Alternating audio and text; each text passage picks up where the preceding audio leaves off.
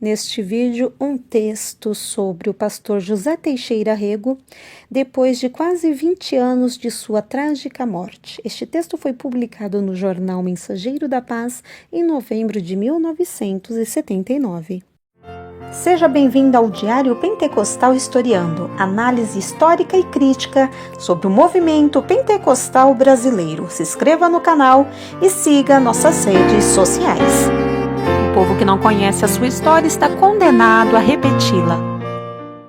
Texto de Luiz Bezerra da Costa, presidente do Conselho Administrativo da CPAD. Vale lembrar que Luiz Bezerra da Costa foi genro do pastor José Teixeira Rego e irmão do pastor presidente das Assembleias de Deus Ministério do Belém, São Paulo.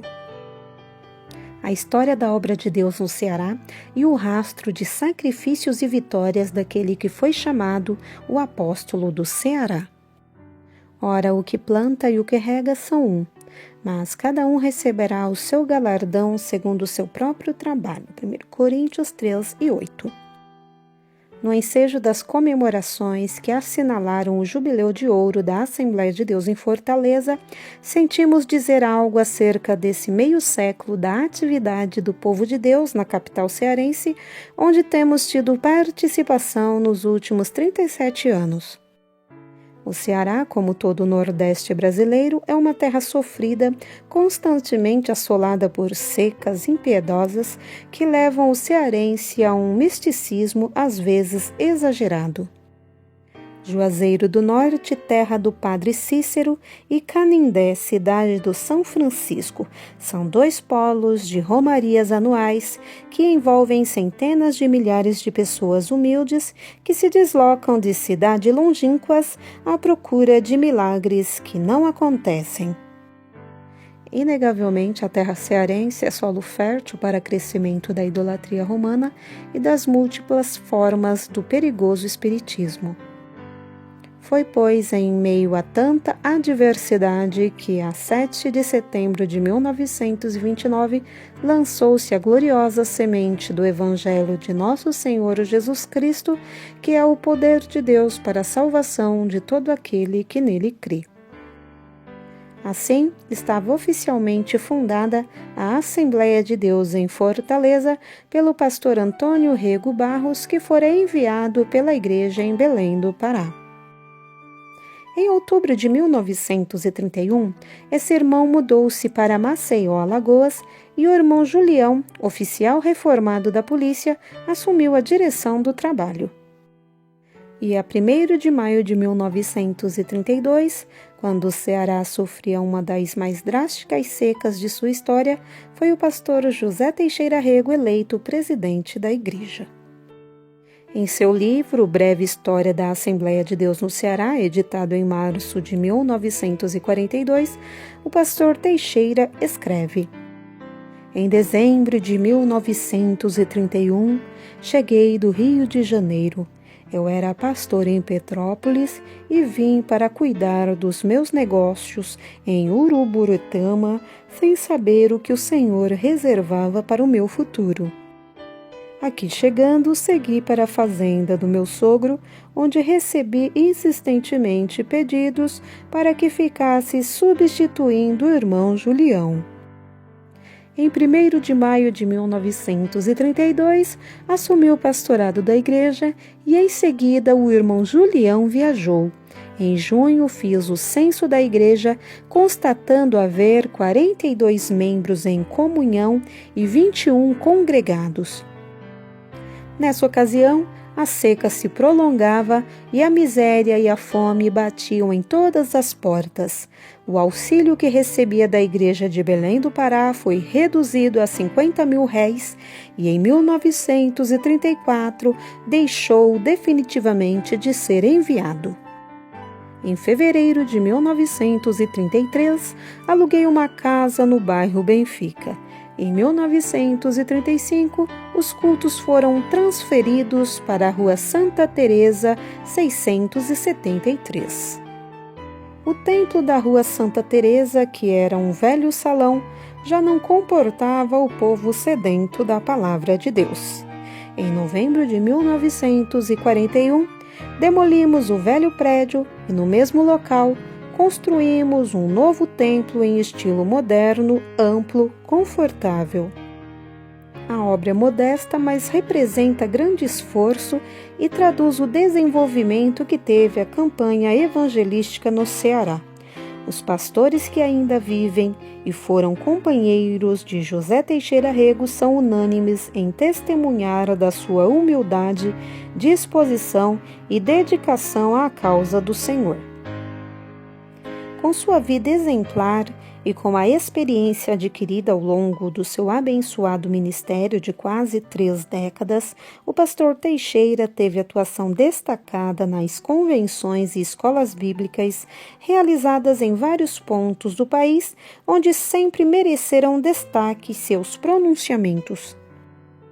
Amante das Sagradas Escrituras, era profundo conhecedor das nossas doutrinas, tornando-se, por isso, um emérito ensinador da palavra, principalmente no Norte e Nordeste. Além disso, foi colaborador permanente do Mensageiro da Paz e seus escritos nesse órgão eram apreciados por todos que amavam a sã doutrina. Por causa do seu zelo pela obra, foi tido até como intransigente, pois pugnava pela preservação das doutrinas e tradições deixadas pelos pioneiros da obra pentecostal no Brasil. Teixeira Rego gozou sempre de alto conceito e comprovada estima no ministério das Assembleias de Deus. Ligado com ele por laços de parentesco, pois sou casado com sua única filha e tive o privilégio de acompanhar bem de perto durante 17 longos anos a intensa atividade desse servo do Senhor, a quem, não sem razão, o saudoso missionário Nels Nelson cognominou de o Apóstolo do Ceará. Apesar de já serem passados quase 20 anos da sua chamada à glória, ainda perduram bem nítidas em nossa lembrança suas maravilhosas lições de amor, de fé viva, de exemplar conduta moral e de dedicação sem par ao trabalho do Mestre. Enfrentando por longo tempo revoltante intolerância religiosa e completa falta de garantia para o cumprimento da lei por parte das autoridades de então, nós o vimos muitas vezes nas delegacias de polícia, nos gabinetes de autoridades e até batendo às portas dos tribunais de justiça na defesa intransigente que fazia dos direitos dos seus amados irmãos. Jamais esqueceremos sua coragem e bravura demonstradas no revoltante episódio ocorrido em 1947 no município de Itapiúna, Ceará, onde na época trabalhava o estimado irmão Odilon Essa Caram, atual pastor de Tucuruvi, na capital paulista. Morrera um crente e o padre da localidade ostensivamente impediu o seu sepultamento no cemitério dali, alegando que o Campo Santo seria profanado se entrassem ali um herege. Ante a descabida e desumana proibição, os crentes conduziram nos ombros o cadáver para outro cemitério que distava 15 quilômetros. Ao chegarem, verificaram que a situação se repetia, pois o mesmo padre telefonara proibindo o sepultamento.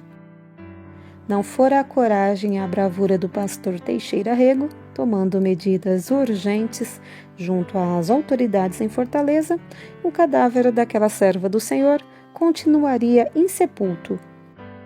De outra feita, o vigário de Itapajé proibira a construção do templo da Assembleia de Deus na Praça Getúlio Vargas e mandara derrubar as paredes já levantadas. Como as autoridades locais ficaram ao lado do arbitrário sacerdote, o pastor Teixeira viu-se na obrigação de requerer um mandado de segurança ao Tribunal de Justiça do Ceará. Nesse tribunal, influências fizeram com que o julgamento do processo fosse retardado. Orando a Deus, o Senhor disse ao irmão Teixeira: "Procuro meu servo Luiz Costa, a quem usarei para a solução desse problema." Efetivamente, fomos procurados e, em seguida, mantivemos contato com o presidente do tribunal, nosso amigo particular. O mandado foi julgado favoravelmente na mesma semana. A extraordinária atividade desse homem de Deus fez com que adoecesse do coração. Seus últimos anos foram de constantes padecimentos. Mesmo assim, afirmava sempre que não deixaria sua trincheira de luta, mas que morreria no pastorado da igreja. Isso aconteceu. Deus levou-o na segunda-feira, 5 de dezembro de 1960, quando regressava da visita que fizera ao trabalho do Senhor no sítio Marinema, em Tianguá, de propriedade do presbítero João Rodolfo Pessoa, um dos seus melhores amigos e que recentemente faleceu. Seu sepultamento foi uma demonstração inequívoca de quanto era querido por seus milhares de filhos na fé. Sua vasta produção literária, inclusive grande número de artigos publicados no Mensageiro da Paz, faz parte do seu livro A História da Assembleia de Deus no Ceará, que em breve será editado por seus familiares. Agora, quando comemoramos o Jubileu de Ouro da Igreja em Fortaleza, é mister que se saiba que, através do seu servo, pastor José Teixeira Rego, o Senhor Jesus, o nosso bendito Salvador, venceu imensas dificuldades e lutas renhidas. José Teixeira Rego era pequeno na estatura, mas grande na fé em Cristo. Por tudo seja louvado o nome do Senhor. Amém.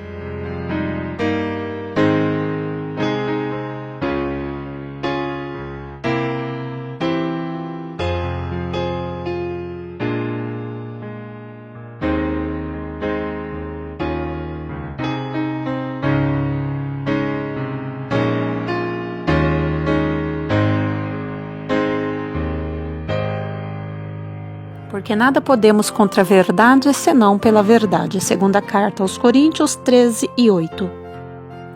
Se você gostou do conteúdo deste vídeo, se inscreva no canal, deixe o seu joinha, compartilhe e ative o sininho para receber do YouTube as notificações dos novos vídeos.